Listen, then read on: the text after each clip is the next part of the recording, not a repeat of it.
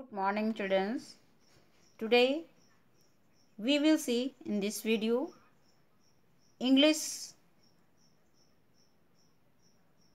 lesson 6 Bob's journey to sea.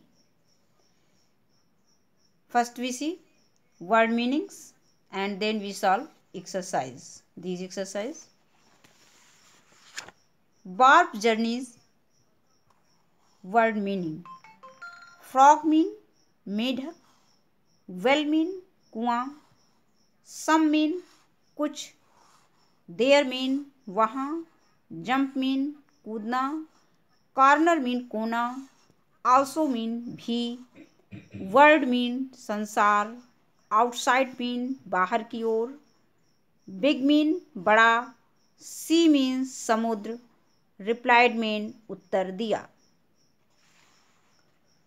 Please mean place, PLACE, place mean स्थान, freely means स्वतंत्रता पूर्वक, far mean दूर, near mean पास नजदीक, washerman mean धोबी, fetch mean जाकर लाना, lower mean नीचे की ओर, pitcher mean घड़ा, reached mean पहुंचा, bundle mean गठरी, dirty mean गंदा, क्लॉथ मीन कपड़े, नेक्स्ट मीन अगला.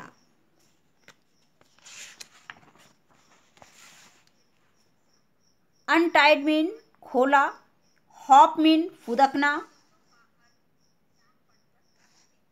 वेस्ट मीन बड़ा लार्ज, एरिया मीन क्षेत्र, हेयर मीन यहाँ, ह्यूज मीन बड़ा, शिप मीन जहाज, फ्लोट मीन तैरना, एलॉट ऑफ मीन अधिक मात्रा में, पीपल मीन लोग, एलोंग, कूल मीन ठंडा और ब्रीज मीन हवा.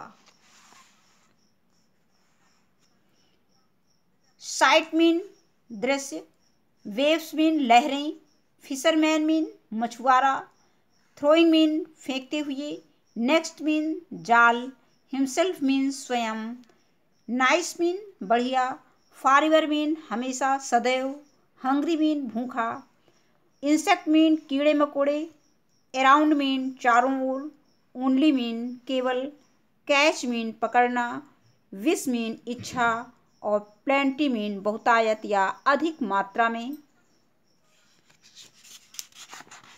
Next page. स्वीट मीन मधुर प्यारा, सेफ मीन सुरक्षित, फूड मीन भोजन, नेवर मीन कभी नहीं, लीव मीन छोड़ना. Now we see the exercise. Comprehension skills. Tick the right answer. Question number first. Where did Bob live? Where did Bob live? Bob कहाँ रहता है? In a well, in a pond, option C, in the sea. तो right answer is option A, in a well. Means where did the Bob live? Bob live in a well. Bob एक कुएं में रहता है. Next questions. Why did Bob remain hungry at the sea? Option A, there were no insects at sea. There were only big insects at sea. Option C, there were only snakes at sea. इसका right answer option B, there were only big insects at sea. Means समुद्र में जो है only big insect ही थे, यानी बड़े कीड़े मकोड़े ही वहाँ पर थे. Next question number 3. How did Bob reach back to his home? First options, he entered the washerman pitcher. Second option, he went along with Big Frog to the well.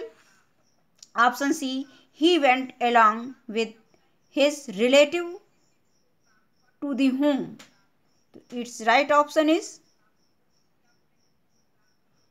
he entered the washerman's picture. Next questions. What was sweet home for Barb? Barb के लिए sweet home क्या था?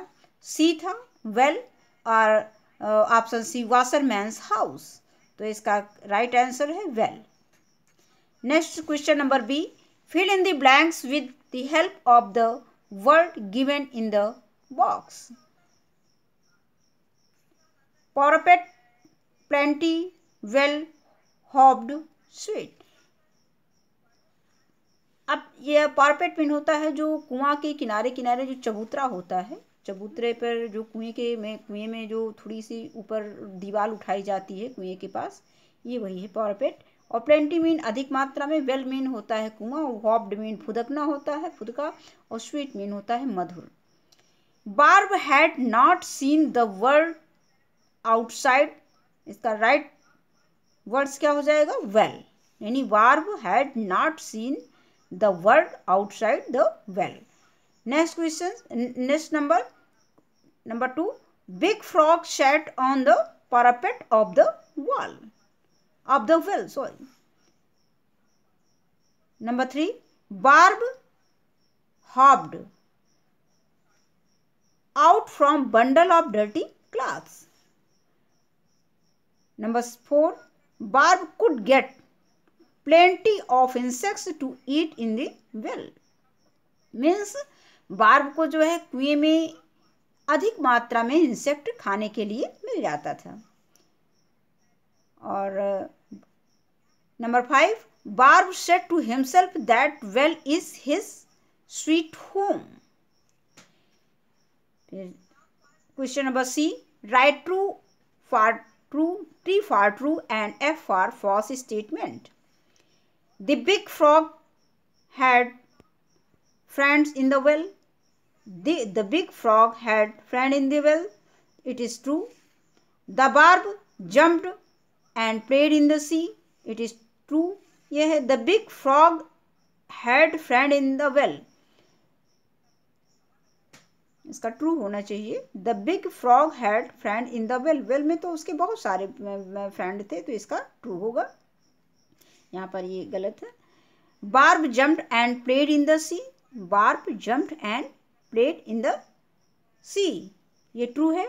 Barb hated to go to the well again, ये false है, क्योंकि उसको नफरत नहीं थी कुआं से, वो दोबारा फिर उसी कुएं में आया था, उसको कुआं बहुत अच्छा लग रहा था। Well, barb was safe in the well, ये भी आपका ट्रू है, क्योंकि बार्ब जो है वेल में बिल्कुल सेफ था। Barb couldn't catch any insect at the sea, ये आपका ट्रू है, क्योंकि बार्ब जो है सी में कोई इंसेक्ट कैच नहीं कर सकता था।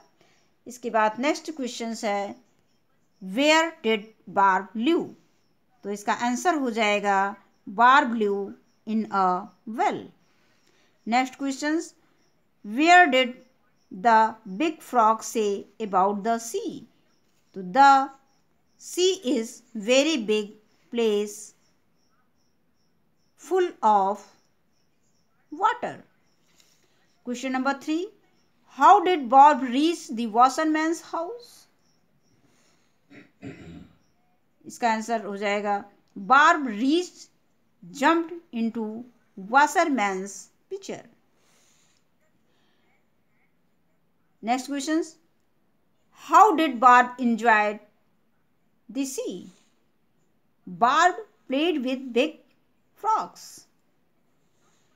Next, why did Barb wish to go back to the well?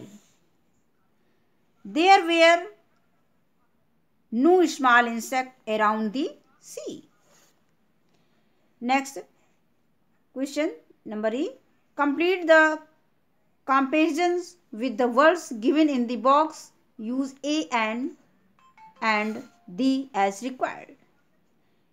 And cunning as इसमें ये लाइन है, फॉक्स, ऑक्स, लैम्ब, डेजी और स्नेल। स्नेल मीन होता है घोंघा, ये बच्चों ये स्नेल दिखाया गया है फिगर में, और लैम्ब मीन मेमना होता है, यानी भेड़ का जो छोटा सा बच्चा होता है उसको लैम्ब बोलते हैं, मेमना। तो यहाँ पे हमें इसको इसको मतलब लिखना है, कंप्लीट करना है। एज कनिंग एज, इसका कंपैरिजन वर्ड हमें देखना है। Comparison word as cunning as fox, मतलब इतना चालाक जितना कि लोमड़ी, यानी लोमड़ी जैसा चालाक। As strong as ox, ox जैसा मजबूत। एज स्लो एज स्नेल, इतना धीमा जितना कि घोंघा। As brave as lion, as gentle as lamb, लैम्बिन मेमना हमने बताया। As fresh as daisy, daisy flowers name है। Next, this and that, look at the pictures and read the sentences. यहाँ पे दिस, जो चीज़ नज़दीक है उसमें हम दिस लगाएंगे, और जो चीज़ हमसे दूर रहेगी उसमें हम दैट का प्रयोग करेंगे। तो दिस इज, यहाँ पे हाउस, हाउस हमसे नज़दीक है तो यहाँ पे मतलब इससे सबसे नज़दीक हाउस है, तो इसमें हम किसका प्रयोग करेंगे, दिस का प्रयोग करेंगे। फिगर में सबसे ये पास में है तो हम इसमें दिस का यूज़ करेंगे। तो दिस इज़ अ हाउस, और ट्री दूर है तो इसको हम कहेंगे दैट इज़ अ ट्री, यानी जो चीज़ हमसे दूर रहेगा उसके लिए हम दैट का यूज़ करेंगे, और दो चीज़ हमसे हम नज़दीक हमारे पास रहेगा उसमें हम दिस का प्रयोग करेंगे। This is a boy, that is an aeroplane. अब यहाँ पे ये देखिए एरोप्लेन दूर है तो इसमें हम क्या क्या यूज़ करेंगे, दैट का यूज़ करेंगे। तो we see this that for nouns which means one person's place, animals or things. This is used for those which are near. Means this का यूज कब होता है, जो चीज़ मेरे नज़दीक होता है, to us, and that is used for those which are far from us. और that का यूज कहाँ होता है, जो चीज़ हमसे दूर होता है। तो now fill in the blanks this and that. अब यहाँ पे टॉर्टाइज दिया गया है, टॉर्टाइज नज़दीक है तो इसके लिए हम क्या लगाएंगे, दिस लगाएंगे, दिस इज टॉर्टाइज। और यहाँ पे क्या दिया गया है, ब्रिज, ब्रिज मीन क्या होता है, पुल होता है, तो दिस इज अ, वो दैट इसमें लगेगा, दैट इज अ ब्रिज। और ये क्या है, केज, केज मीन क्या होता है बच्चों, पीड़ा, तो दिस इज अ केज। अब इसके बाद next, that is a bag. अब यहाँ पे बैग हमसे बहुत दूर है तो इसके लिए हम दैट का यूज करेंगे, that is a bag. Thanks.